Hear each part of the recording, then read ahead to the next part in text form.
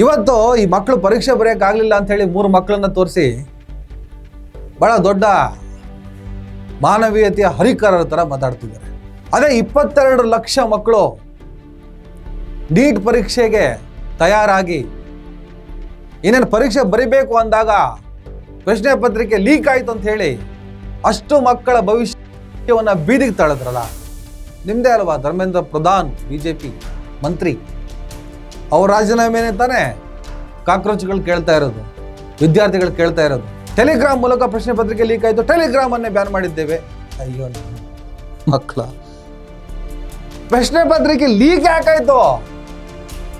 ರೋಗಕ್ಕೆ ಮದ್ದು ಕೊಡ್ರಪ್ಪ ಅಂದ್ರೆ ರೋಗಿಗೆ ಮದ್ದು ಕೊಡ್ತೀನಿ ಅಂತೀನಿ. ನೀಟ್ ಪ್ರಶ್ನೆ ಪತ್ರಿಕೆ ಲೀಕ್ ಆಯಿತು, ಪರೀಕ್ಷೆ ರದ್ದಾಯಿತು, 13-14 ಮಕ್ಕಳು ಈ ದೇಶದಲ್ಲಿ ಸೂಸೈಡ್ ಮಾಡಿಕೊಂಡ್ರು. ಅದರಲ್ಲಿ 1999ರ ಕಾರ್ಗಿಲ್ ಯುದ್ಧದಲ್ಲಿ ಈ ದೇಶಕ್ಕೋಸ್ಕರ ಹೋರಾಟ ಮಾಡಿದ ರಾಜೇಶ್ ಥಾಪಾ ಅವರ ಮಗಳು ರಿಯಾ ಕುಮಾರಿ ಥಾಪಾ ಪದೇ ಪದೇ ಪದೇ ನೀಟ್ ಪ್ರಶ್ನೆ ಪತ್ರಿಕೆ ಲೀಕ್ ಒಂದ್ಸಲ ಸರಿ, 2 ಸಲ ಸರಿ, ಪದೇ ಪದೇ ನೆಟ್ಟಿಗೆ ಒಂದು ಪರೀಕ್ಷೆ ನಡೆಸಕ್ ಬರಲ್ಲ, ನಿಮ್ಮ ಯೋಗ್ಯತೆಗೆ ಬೆಂಕಿ ಹಾಕ. ಹಲೋ ನಮಸ್ಕಾರ. ನೀಟ್ ರಾದಂಥ ನೀಟ್ ದುರಂತ ಕಥೆಗಳು ಯಾಕೋ ಮುಗಿಯೋ ಥರ ಕಾಣಿಸ್ತಾ ಇಲ್ಲ. ನಿನ್ನೆ ಬೆಂಗಳೂರಿನಲ್ಲಿ ನೀಟ್ ಪರೀಕ್ಷೆ ಬರೆಯೋದಕ್ಕಂತ ಹೊರಟಂಥ 3 ಮಕ್ಕಳು ತಡವಾಗಿ ಹೋಗಿದ್ದಾರೆ ಅಂಥೇಳಿ ಪರೀಕ್ಷಾ ಕೇಂದ್ರದಿಂದ ಹೊರಗಿಟ್ರು. ಪರೀಕ್ಷೆ ಬರೆಯೋದಕ್ಕೆ ಅವಕಾಶ ಕೊಡಲಿಲ್ಲ. ಮಕ್ಕಳು ಸಿಕ್ಕಾಪಟ್ಟೆ ಅಳ್ತಾ ಇದ್ರು. ಒಬ್ಬ ಹೆಣ್ಮಗು ಅಂತೂ ಆ ಗೇಟ್ ಹಾರಿ ಒಳಗಡೆ ಹೋಗಿ ಏನಾದರೂ ಮಾಡಿ ಪರೀಕ್ಷೆ ಬರೀಬೇಕು, ಅವಕಾಶ ಕೊಡಿ ಅಂತ ಗೋಗರಿತಿದ್ರು. ಒಂದಷ್ಟು ಜನ ಸೇರ್ಕೊಂಡಿದ್ರು. कुछ नहीं हो सकता भैया, कुछ नहीं हो सकता. नहीं नो बेटा, कुछ नहीं हो सकता बेटा, कुछ नहीं हो सकता, कुछ नहीं कर सकता, कोई भी कुछ नहीं कर सकता, कोई किसी का कोई कुछ नहीं. जो होगा टाइम पे आना है, कुछ नहीं हो सकता. ऐसा नहीं है बेटा, सब अपनी नौकरी कर रहे हैं.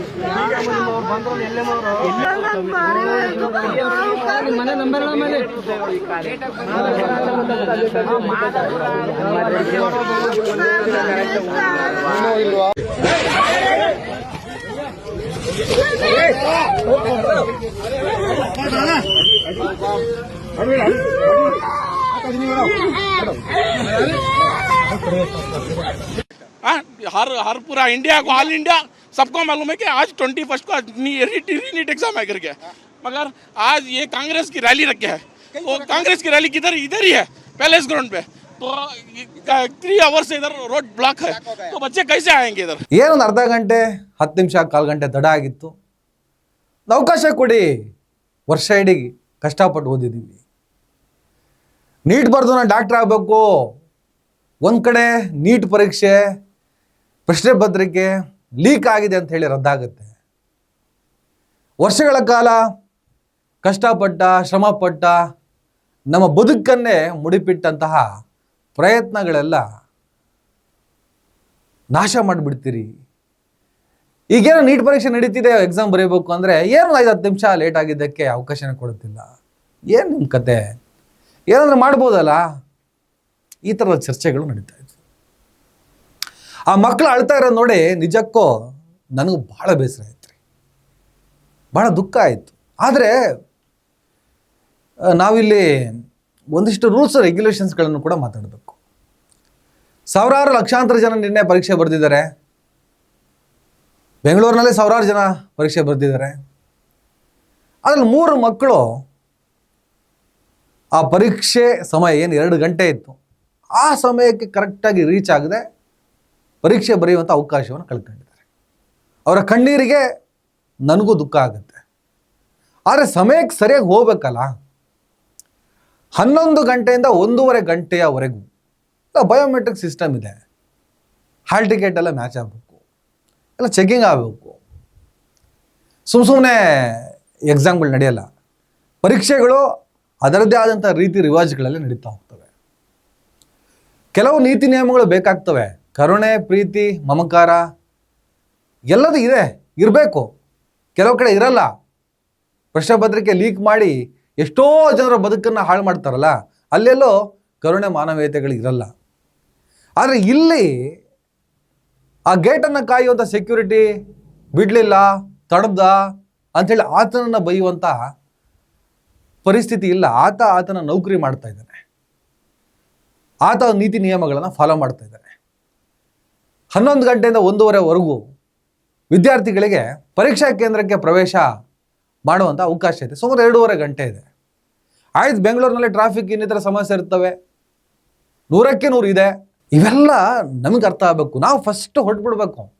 1 ಗಂಟೆ ಕಾದ್ರೂ ಪರವಾಗಿಲ್ಲ, 11 ಗಂಟೆ ಗೇಟ್ ಓಪನ್ ಆಗುತ್ತೆ ಅಂದರೆ 10:30 ಹೋದ್ರೂ ಪರವಾಗಿಲ್ಲ, 1-2 ಗಂಟೆ ಮುಂಚೆ ಹೋದ್ರೂ ಪರವಾಗಿಲ್ಲ, ನಾನು ಸಮಯಕ್ಕೆ ಸರಿಯಾಗಿ ರೀಚ್ ಆಗಬೇಕು, ಪರೀಕ್ಷೆ ಬರೀಬೇಕು.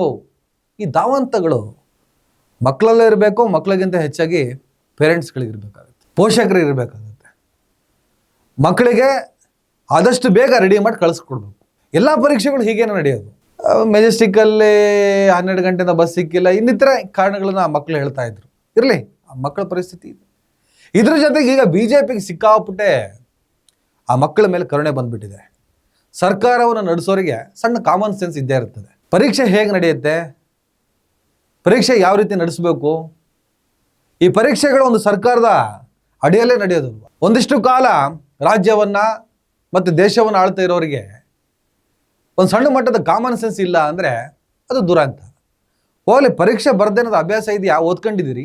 ಎಲ್ಲ ವಿದ್ಯಾವಂತರೆಲ್ಲ ರಾಜಕಾರಣದಲ್ಲಿ ಸೇರಿಕೊಂಡು ಕಾಮನ್ ಸೆನ್ಸ್ ಇಲ್ದಂಗೆ ಮಾತಾಡ್ತಾರೆ ಅನ್ನೋದಕ್ಕೆ ಎಕ್ಸಾಂಪಲ್ ಇವರು. ಇಲ್ಲಪ್ಪ, ನಾವು ವಿದ್ಯಾವಂತರು, ನಾವು ಓದಿದ್ದೀವಿ ಅಂದರೆ ನೀವು ಹೇಗೆ ಪರೀಕ್ಷೆ ಬರೆದ್ರಿ? ತಡವಾಗಿ ಹೋಗಿ ಬರ್ದ್ರಾ? ತಡವಾಗಿ ಹೋದ್ಮೇಲೂ ಕೂಡ ಆವತ್ತಿನ ಸರ್ಕಾರ ಕರುಣೆಯಿಂದ ನಿಮ್ಗೆ ಅವಕಾಶ ಕೊಟ್ಟು ಪರೀಕ್ಷೆ ಬರೆಸ್ತಾ? ಆ ಟೈಮಿಗೆ ಕರೆಕ್ಟಾಗಿ ರೀಚ್ ಆಗಬೇಕು. ರೀಚ್ ಆಗಿಲ್ಲ, ಆ ಮಕ್ಕಳ ಅಳು, ಅವರ ಪರಿಸ್ಥಿತಿ, ಅವರ ಓದು, ಇನ್ನಿತರ ವಿಚಾರದ ಬಗ್ಗೆ ನಮಗೆ ನಿಜಕ್ಕೂ ಬೇಸರ ಇದೆ. ಆದರೆ ಕೆಲವು ನೀತಿ ನಿಯಮಗಳನ್ನು ನಾವು ಫಾಲೋ ಮಾಡಲೇಬೇಕಾಗತ್ತೆ ಅನ್ನೋ ವಿಚಾರದಲ್ಲಿ ನಾವು ಫಿಕ್ಸ್ ಆಗಲೇಬೇಕಾಗುತ್ತೆ. ಸ್ವಲ್ಪ ಹಾರ್ಷ್ ಅನಿಸ್ಬೋದು, ಬಟ್ 1-2 ಪ್ರಕರಣಗಳಲ್ಲಿ ಮಾನವೀಯತೆ ಉಕ್ಕಿ ಹರಿದ್ರೆ ಕಡೆಗಿದೆ ಅಭ್ಯಾಸ ಆಗಿ ಹೋಗ್ಬಿಟ್ರೆ ಚೆನ್ನಾಗಿರಲ್ಲ. ಆದರೆ BJP ಹೇಳ್ತಾ ಇದೆ, ಈ ಕಾಂಗ್ರೆಸ್ ನಿನ್ನೆ ನಡೆಸಿದಂಥ ಒಂದು ಕಾರ್ಯಕ್ರಮ ಪ್ಯಾಲೇಸ್ ಗ್ರೌಂಡಲ್ಲಿ, ಆ ಕಾರ್ಯಕ್ರಮದಿಂದ ದೊಡ್ಡ ಪ್ರಮಾಣದಲ್ಲಿ ಟ್ರಾಫಿಕ್ ಉಂಟಾಯಿತು. ಆ ಟ್ರಾಫಿಕ್ ಸಮಸ್ಯೆಯಿಂದ, ಆ ಟ್ರಾಫಿಕ್ ಸಮಸ್ಯೆಯಲ್ಲಿ ಸಿಲುಕಿದ ಆ ಮಕ್ಕಳು ಟೈಮಿಗೆ ಕರೆಕ್ಟಾಗಿ ಪರೀಕ್ಷಾ ಕೇಂದ್ರ ಮುಟ್ಟೋದಕ್ಕಾಗಲಿಲ್ಲ. ಹಾಗಾಗಿ ಪರೀಕ್ಷೆಯಿಂದ ವಂಚಿತರಾದರೂ ಇದಕ್ಕೆ ಕಾಂಗ್ರೆಸ್ ಸರ್ಕಾರ ಕಾರಣ, ಕಾಂಗ್ರೆಸ್ಸೇ ಹೊಣೆ.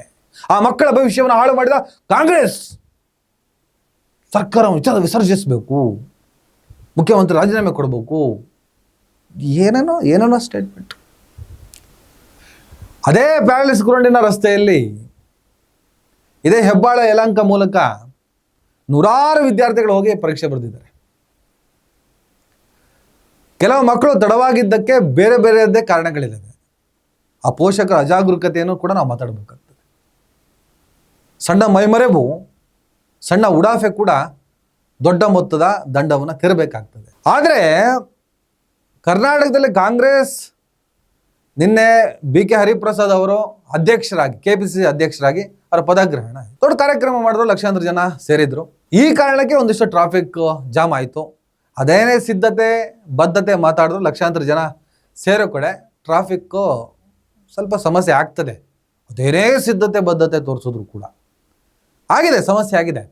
ಅದೇ ಕಾರಣಕ್ಕೆ ಮಕ್ಕಳು ಪರೀಕ್ಷೆ ಬರೆಯೋಕ್ಕಾಗಲಿಲ್ಲ ಅನ್ನೋದು BJPಯ ಆರೋಪ. ಆದರೆ ಅದು ನಿಜ ಅಲ್ಲ.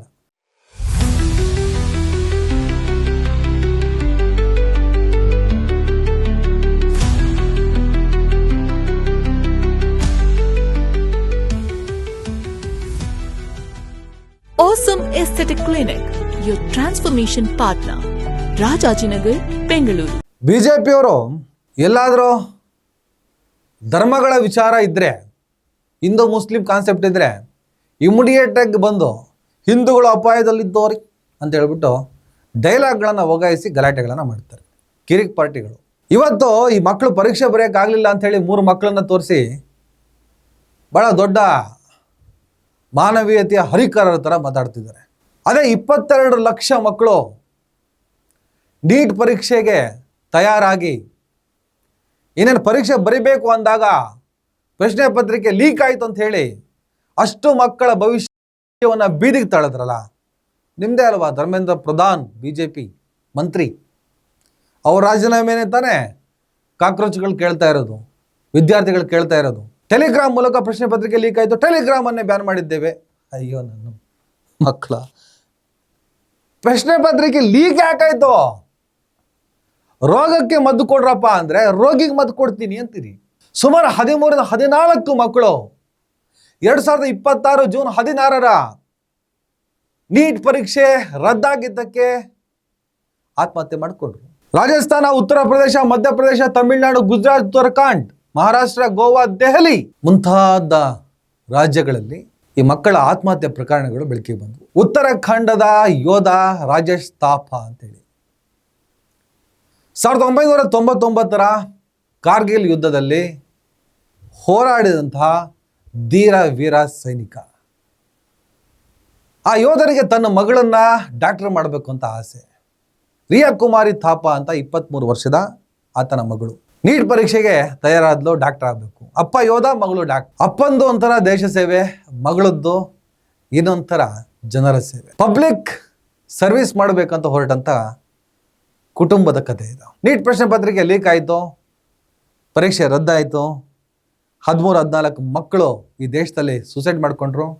ಅದರಲ್ಲಿ 1999 ಕಾರ್ಗಿಲ್ ಯುದ್ಧದಲ್ಲಿ ಈ ದೇಶಕ್ಕೋಸ್ಕರ ಹೋರಾಟ ಮಾಡಿದ ರಾಜೇಶ್ ಥಾಪಾ ಅವರ ಮಗಳು ರಿಯಾ ಕುಮಾರಿ ಥಾಪಾ ಕೂಡ ಇದ್ಲು. ಬಿಜೆಪಿಯವರು ಎಷ್ಟು ಹೋರಾಟ ಮಾಡಿದ್ರಪ್ಪ? 13-14 ಆತ್ಮಹತ್ಯೆ ಆಯ್ತಲ್ಲ, ಇದೇ ನೀಟ್ ಪರೀಕ್ಷೆ ರದ್ದಾಗಿದ್ದಕ್ಕೆ. ನಿಮ್ಮ ಸೆಂಟ್ರಲ್ ಗೌರ್ಮೆಂಟ್, ನಿಮ್ಮ ಬಿಜೆಪಿ ಸರ್ಕಾರದ ರಿಪೀಟೆಡ್ ತಪ್ಪಿಗೆ ಪದೇ ನೀಟ್ ಪ್ರಶ್ನೆ ಪತ್ರಿಕೆ ಲೀಕ್. ಒಂದ್ಸಲ ಸರಿ, 2 ಸಲ ಸರಿ, ಪದೇ ನೆಟ್ಟಿಗೆ ಒಂದು ಪರೀಕ್ಷೆ ನಡೆಸಕ್ಕೆ ಬರಲ್ಲ. ನಿಮ್ಮ ಯೋಗ್ಯತೆಗೆ ಬೆಂಕಿ ಹಾಕ ಇನ್ನೇನು ದೇಶ ನಡೆಸ್ತೀರಾ? 13-14 ಮಕ್ಕಳು ಆತ್ಮಹತ್ಯೆ ಮಾಡಿಕೊಟ್ರು. ಅದರಲ್ಲಿ ಈ ದೇಶಕ್ಕೋಸ್ಕರ ಹೋರಾಟ ಮಾಡಿದ ಒಬ್ಬ ಯೋಧನ ಮಗಳು ಕೂಡ ಇದ್ದಾಳೆ. ರಾಷ್ಟ್ರೀಯತೆ, ದೇಶ ಅಂತೀರಾ, ದೇಶಕ್ಕೋಸ್ಕರ ಹೋರಾಟ ಮಾಡಿದಂಥ ಒಬ್ಬ ಯೋಧನ ಮಗಳು ಕೂಡ ಇದ್ದಾಳೆ. ಯಾವ ಬಿಜೆಪಿಯವರು, ಈ ಕರ್ನಾಟಕ ಬಿಜೆಪಿಯವರು 3 ಮಕ್ಕಳು ಎಕ್ಸಾಮ್ ಬರೋಕ್ಕಾಗಿಲ್ಲ. ಕಾಂಗ್ರೆಸ್ ಸರ್ಕಾರದ ಕಾರ್ಯಕ್ರಮದಿಂದ, ಉಡಾಫೆಯಿಂದ ಪಾಪ ಮಕ್ಕಳು ಬದುಕು ಹಾಳಾಯಿತು. ರಿಯಾ ಕುಮಾರಿ ಥಾಪಾನ ಹೆಣ್ಮಗಳು, ಯೋಧನ ಮಗಳು ಸೂಸೈಡ್ ಮಾಡ್ಕೊಂಡಿಲ್ಲ. 2 ಜನ ಕಣ್ಣೀರು ಹಾಕಿದ್ರಪ್ಪ, 2 ಜನ ಗೋಳು ಹೇಳ್ಕೊಂಡ್ರಿ. ನಾಚಿಕೆ ಆಗಲ್ಲ ನಿಮಗೆ? ಸ್ವಲ್ಪ ನಾಚಿಕೆ ಆಗಲ್ಲ? ಸ್ನೇಹಿತರೆ, ಇದು ಇವರ ದ್ವಿಮುಖ ನೀತಿಗಳು. ಇಡೀ ದೇಶದಲ್ಲಿ ಮಕ್ಕಳು ಸಾಯೋದಕ್ಕೆ ಕಾರಣ ಇವರು. ಇಲ್ಲಿ 3 ಮಕ್ಕಳು ಆನ್ ಟೈಮ್ ಪರೀಕ್ಷಾ ಕೇಂದ್ರಕ್ಕೆ ಹೋಗಕ್ಕೆ ಆಗಿಲ್ಲ ಅನ್ನೋ ಕಾರಣಕ್ಕೆ ಅವರಿಗೆ ಪರೀಕ್ಷೆ ಬರೆಯೋದಕ್ಕೆ ಅವಕಾಶ ಸಿಗಲಿಲ್ಲ. ಇದು ಸತ್ಯ. ಟ್ರಾಫಿಕ್ ಇನ್ನಿತರ ಕಾನ್ಸೆಪ್ಟ್ಗಳಿದ್ರೆ ಬೇಗ ಹೋಗಿ ತಲುಪಬೇಕು, ಅದರದ್ದೇ ಆದಂಥ ದಾರಿಗಳಿದ್ದಾವೆ. ಅದು ಮಾಡಿಲ್ಲ, ಪಾಪ ಅಳುತ್ತಾರೆ. ಆ ಅಳುವಿಗೆ ನಮಗೆ ಕರುಣೆ ಇದೆ, ಆ ಅಳುವಿಗೆ ನಮ್ಮಲ್ಲಿ ಕರುಣೆ ಇದೆ. ಆದರೆ ಅವರ ಸ್ವಯಂಕೃತ ತಪ್ಪಿಗೆ ಒಂದು ಸರ್ಕಾರವನ್ನು ಹೊಣೆ ಮಾಡ್ತೀರಿ.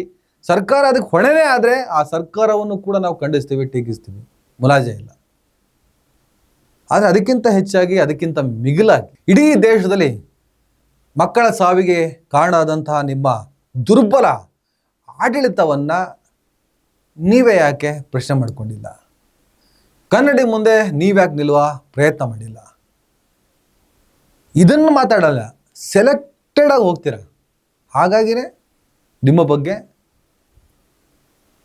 ಬಗ್ಗೆ ಜನರಿಗೊಂದು ಅವೇರ್ನೆಸ್ ಬರ್ತಾ ಇದೆ. ಕಾದೋಣ. ಜೆನ್ಜಿ ಸಿಡಿದಿದ್ದಿದೆ, ಮಕ್ಕಳು ಬೀದಿಗಿಳಿದಿದ್ದಾರೆ. ಫಲಿತಾಂಶ ನಿಖರ. Wait and see. ನಮಸ್ಕಾರ.